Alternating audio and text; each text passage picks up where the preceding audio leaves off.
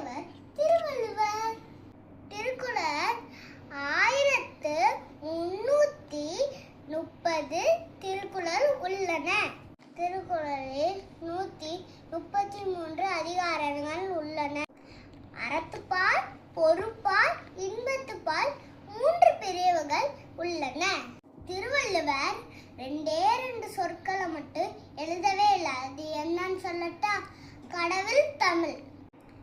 திருவள்ளுவர் 2 மரங்களை எழுதியிருக்காரு. அது என்ன மரம்னா பனை மரம், மூங்கில் மரம்.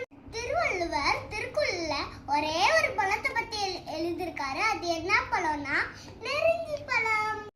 திருவள்ளுவர் 2 மலர்களை எழுதியிருக்காரு. அது என்னன்னா அனிச்ச மலர், குவளை மலர்.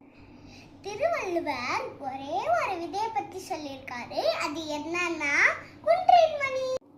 9 என்ற எண்ணை திருக்குறள்ல திருவள்ளுவர் யூஸ் பண்ணல.